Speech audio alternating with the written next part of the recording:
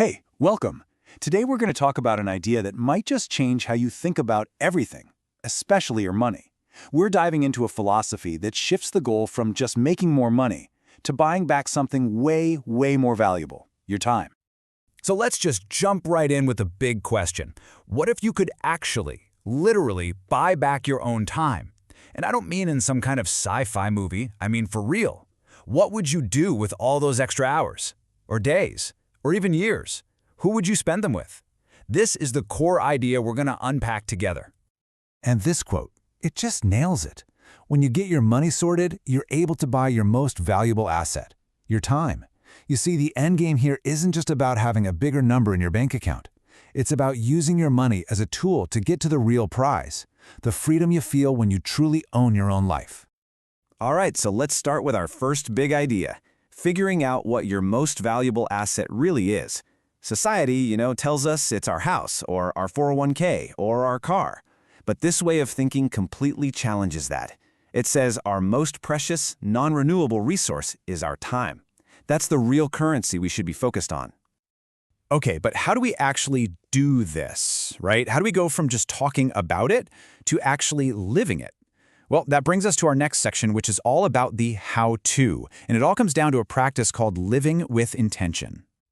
Intentional living is all about seeing money for what it is, not the end goal, but a powerful tool.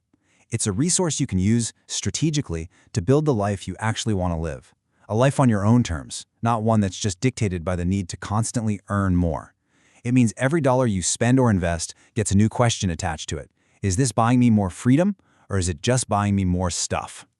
And this slide right here perfectly lays out the choice we all have. Over on the left, you've got the old goal, the traditional path, the endless hamster wheel of chasing more money for more things. But on the right, that's the new goal, chasing more life, more experiences, more freedom. This whole philosophy is about consciously choosing the path on the right because, as the source material says, it's about more than money. It's about life itself. Now, here's a really important part of this whole thing. You don't have to figure it all out by yourself. And that brings us to our third section, the community journey.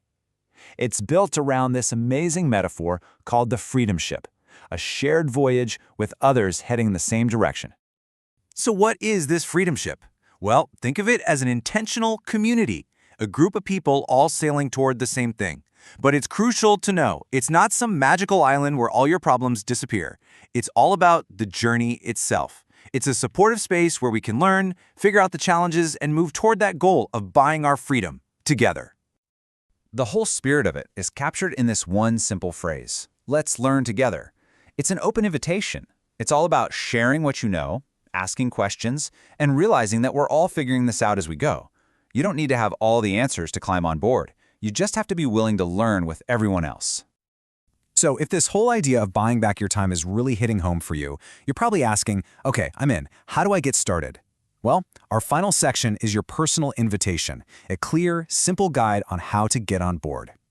Here are 4 really simple, actionable ways you can start right now. First, engage. Don't just be a passive listener. Really think about these ideas. Drop a comment and share your own thoughts. Second, share this. This journey is always better with a good crew, so pass it along to friends or family who might get it. And of course, you can subscribe to stay in the loop and visit the blog to go even deeper on all these concepts.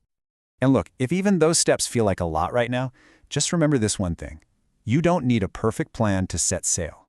The most important thing is to just start. Taking that first, tiny, intentional step, well, that's the only way to get going. So, let's end right back where we began, with one final question, but this one's just for you.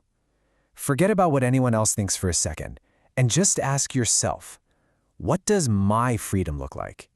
If I really, truly owned all of my time, what would I do with it? That answer, that's your destination. Thanks for joining us for this explainer.